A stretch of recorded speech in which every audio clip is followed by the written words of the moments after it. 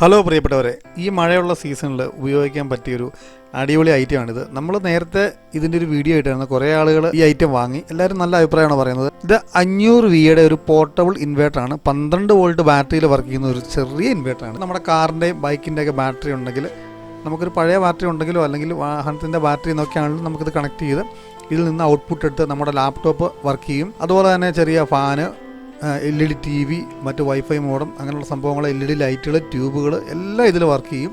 ചെറിയ ഇൻവെർട്ടറാണ്, light weight ആണ്.